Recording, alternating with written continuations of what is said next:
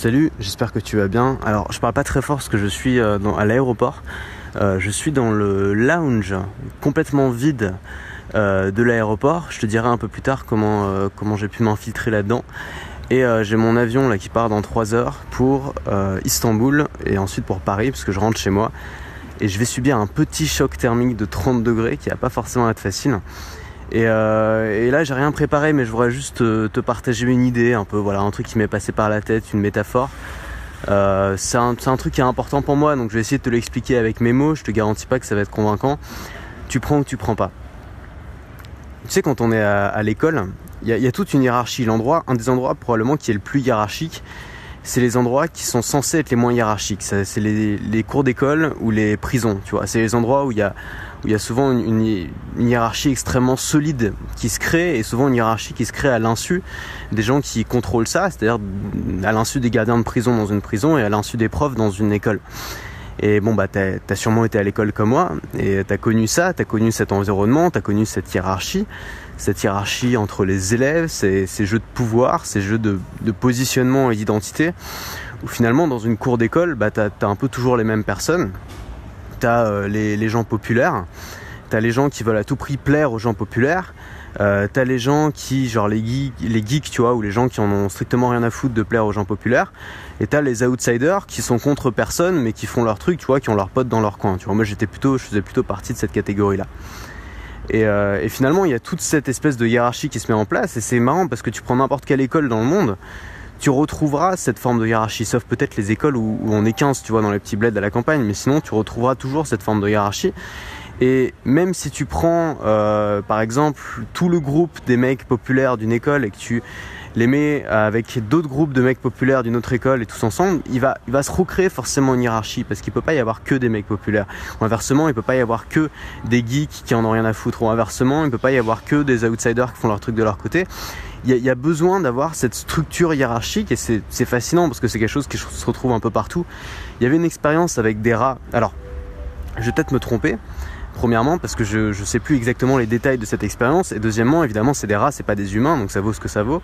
Mais c'était fascinant parce qu'en fait, cette expérience, l'idée, c'est que si tu mettais 5 rats dans une même cage, qu'est-ce qui se passait? C'est qu'il y avait un truc du style 2 dominants, 2 dominés et un outsider, tu vois. Un mec qui s'en foutait, un indépendant. Et en fait, si tu prenais tous les dominants de toutes les cages où tu avais mis des dominants et que tu les mettais tous dans une même cage, au lieu d'être tous dominants, ils allaient recréer exactement ce même système hiérarchique avec 2 dominants, 2 dominés, un outsider, etc., etc. Et tu pouvais le faire autant de fois que tu voulais, ce système se recréait toujours. Et moi, j'ai le sentiment que c'est un peu la même chose dans les groupes sociaux, dans les groupes d'humains, tu vois, et notamment à l'école et notamment à la cour de récré. Et donc, comme moi, t'étais dans une école, t'étais dans une cour de récré, je sais pas comment tu t'étais positionné là-dedans, mais en tout cas, il fallait se positionner, c'est-à-dire que on nous le disait pas, tu vois, tout ça était bien sûr complètement implicite, mais on avait besoin de se positionner par rapport aux autres. Est-ce que je fais partie de tel groupe? Est-ce que je fais partie de tel groupe? Est-ce que je suis contre tel groupe? Est-ce que j'en ai rien à foutre de tous les groupes? Mais chaque action, finalement, que tu faisais te permettait de te positionner par rapport à ces groupes-là et te permettait de construire ton identité. Et souvent, ton identité, tu vois, surtout quand on est élève, quand on est enfant, notre identité, elle est difficile à cerner, et donc souvent on va utiliser les autres pour la cerner. C'est les autres qui vont définir qui on est. C'est pour ça quand on t'a dit pendant toute ton enfance, quand tous tes profs t'ont dit que t'étais nul, ça va pas forcément t'aider à grandir et à avoir confiance en toi après. Bref, on a grandi tous plus ou moins dans ce milieu-là, dans un milieu où il y avait des groupes, où il fallait se positionner par rapport à ces groupes. Et aujourd'hui, on s'en est libéré de ce milieu-là. Ça veut dire que quand tu as fini tes études, quand tu as fini l'école, tu t'es libéré de ça. C'est-à-dire que tu as le choix. Tu n'es plus obligé de te positionner par rapport à ces groupes-là, parce qu'on t'enferme plus avec des gens en disant tu es obligé de cohabiter avec ces gens. Donc tu peux faire les choses comme tu veux. Et en fait, ce qu'on se rend compte, et ce qui est fou, c'est que ces trucs-là, ça continue. Et en fait, la cour de récré qu'on pensait avoir définitivement quittée à la fin de sa scolarité, en fait, on va la retrouver toute sa vie. On va la retrouver dans le monde de l'entreprise, où il y a une hiérarchie qui est écrite cette fois-ci, qui est officielle. Mais il y a aussi une hiérarchie implicite. On la retrouve dans le monde des affaires, tu vois, où il y a les gens importants, les gens moins importants, où on se compare, on se positionne toujours par rapport aux autres, qui c'est qui gagne le plus, qui c'est qui marche le mieux, qui c'est qui a le plus de clients, qui c'est qui a le meilleur chiffre d'affaires, etc. Dans le monde aussi, dans tes amis, parfois on va se comparer toujours, on va voir qui c'est qui est le plus avancé dans sa vie, qui c'est qui se marie en premier, qui c'est qui gagne le plus, etc. etc. Et j'ai le sentiment qu'en fait toute notre vie, on la passe à essayer de se positionner par rapport aux autres. Et on a besoin de se positionner par rapport aux autres pour savoir quelle est notre propre valeur, pour savoir quelle est notre identité, pour savoir qui est-ce qu'on est vraiment. Et en fait, quand tu arrives dans la vie adulte, t'as pas le choix, tu continues à faire ça, quoi. Et moi, quand je suis arrivé dans la vie adulte, j'ai cru au début que j'allais devoir continuer à jouer avec ces règles-là, continuer à devoir toujours me positionner par rapport aux autres. Et c'est quelque chose qui est partout, tu vois, absolument partout. Là, je suis dans un lounge d'aéroport, tu vois, dans un truc, j'avais jamais mis les pieds dans un lounge privé d'aéroport parce que je pensais que c'était réservé aux gens importants, tu vois, aux gens qui voyageaient en première ou en business ou alors qui avaient des cartes gold ou je sais pas quoi. Et c'est vrai que tout est fait dans cet espace-là pour te montrer que t'es important. C'est-à-dire que, tu vois, tu sais pas comment on fait pour rentrer. À chaque fois, faut passer par un... Enfin, tu vois, il y a tout un système, machin, tu sais pas comment ça marche, il y a des codes. Pour entrer dans la lounge, il faut soit une carte gold, machin, privilège, je sais pas quoi, soit avoir un certain nombre de miles, soit montrer que t'es important parce que t'as acheté un billet d'avion 4 fois plus cher que les autres. Et finalement, en fait, parfois, il suffit juste de rentrer et de payer. Je suis rentré, j'ai payé $30 et je peux rester 3 heures et profiter du buffet à volonté, de l'open bar et de la super vue. Et je suis tout seul là dans le lounge parce que probablement qu'il y a tout un tas de gens dans cet aéroport qui auraient eu envie de se poser tranquillement dans un lounge et qui en avaient les moyens et qui l'ont pas fait simplement parce que ils se sont dit je suis pas assez important pour ça et c'est un truc pour les gens importants et moi je l'ai cru pendant des années, tu vois. Et en fait non, il suffit juste d'avoir $30 dans ta poche. Et en fait c'est ça que je voudrais te faire passer comme message, c'est que parfois t'as pas besoin de prendre la route que tout le monde prend, t'as pas besoin de suivre de te positionner par rapport aux autres, de montrer que t'es important, de jouer à ce jeu-là, de continuer à jouer au jeu qui a été établi dès la cour de récré. T'as pas forcément besoin de ça et parfois il suffit juste d'avoir $30 dans ta poche, c'est-à-dire il suffit juste de passer par un moyen détourné, tu vois. Et alors moi ce que j'ai fait pour moi, c'est que j'ai construit un système qui me permet de tu le sais, tu vois, d'avoir une certaine liberté, d'avoir une grande liberté et de gagner ma vie en faisant ce que j'aime, tu vois, en faisant du contenu. Et finalement, ça me permet d'avoir beaucoup d'avantages dont rêvent les gens qui passent par le système classique ou qui jouent avec les règles de la cour de récré beaucoup plus rapidement et sans les inconvénients qui vont avec et sans avoir besoin surtout de se positionner par rapport aux autres. C'est-à-dire que mon métier, il met pas sur un piédestal, il dit pas que je suis spécialement important ou que je mérite particulièrement de trucs, tu vois, j'ai pas besoin de costard cravate pour faire mon boulot.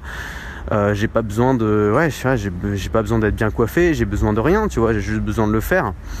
Et je pense que tout ça, on peut y échapper. Enfin moi c'est un truc vraiment, plus le temps passe et plus et c'est normal parce que je suis sorti de cette roue de hamster, tu vois, et plus le temps passe, plus je dirais que c'est pas du mépris, mais plus j'ai de l'incompréhension vis-à-vis de ce monde-là, vis-à-vis de ce monde où tout doit se mériter, où tout doit être hiérarchisé, où chaque personne doit se positionner par rapport aux autres, où chaque personne doit prouver sa valeur, prouver son importance.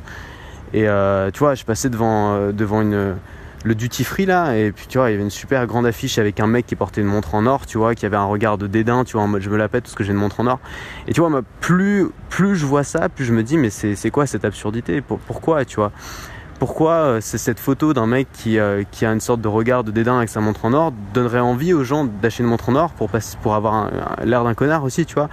Est-ce que vraiment c'est nécessaire? Est-ce que tu peux pas juste profiter des côtés sympas de la vie sans te transformer en connard méprisant, sans te transformer en un mec plus important que les autres? Parce que le problème, ce qui arrive forcément, c'est que les mecs les plus populaires de la cour de récré, ils respectent pas les autres. Ils peuvent pas les respecter parce qu'ils savent qu'ils sont plus importants, parce que tout le monde leur dit, parce qu'on leur dit, leurs parents leur disent tu es spécial, tout le monde les courtise, du coup ils le savent. Comment tu veux avoir de bonnes relations avec les autres quand t'es persuadé que t'es plus important qu'eux? C'est difficile, tu vois. Et le jour où tu décides de lâcher l'affaire, ça veut pas dire de rien faire de ta vie, ça veut juste dire de faire un truc qui te permet d'avoir du confort, d'avoir de la liberté, d'avoir des avantages, sans pour autant avoir une étiquette sur ton front qui dit je suis quelqu'un d'important, je suis quelqu'un qui mérite plus que les autres, je suis quelqu'un qui doit être en haut du podium, quoi. Et en fait, maintenant que il faut sortir de ce truc-là pour le voir. J'ai vraiment ce sentiment-là, parce qu'avant j'étais en plein dedans, comme tout le monde, tu vois. Enfin voilà, j'ai fait mes études, il y avait beaucoup de compétitions, toutes ces choses-là. Et en fait, le fait d'en sortir complètement, ça me permet d'avoir du recul dessus et d'avoir un regard extérieur. Et plus j'ai du recul dessus, plus je me rends compte à quel point déjà ce truc-là existe et est fort dans nos sociétés. Et plus je me rends compte aussi à quel point c'est absurde en fait, à quel point j'aime pas ça, tu vois. C'est juste... J'ai pas envie de jouer à ce jeu-là, j'ai pas envie de rester dans une cour de récré toute ma vie. À un moment, j'ai envie de sortir de cette cour et de faire ce que j'ai envie de faire, et de construire un truc qui me plaît. Construire un truc qui me colle pas une étiquette pour dire que je suis plus important que les autres, mais juste dans lequel je peux m'épanouir et dans lequel je peux me sentir bien et je peux trouver du bonheur. Et je pense que le bonheur, on peut le trouver aussi à l'intérieur et pas forcément dans le regard des autres. Voilà, tout ce que je voulais partager avec toi, c'était une pensée. N'hésite pas à me dire ce que t'en penses. Tu peux ne pas être d'accord, je comprendrai. J'ai peut-être été un peu maladroit aussi. Je suis un peu fatigué là. Je t'avoue que ça fait pas mal de temps là que je suis à l'aéroport. Et j'ai encore pas mal de temps d'avion qui m'attend. Donc on se retrouve à Paris. Je referai d'autres podcasts probablement. Enfin, pas probablement, c'est sûr. Je ferai peut-être une petite pause pour Noël. Et puis moi, je te dis à très vite. Salut.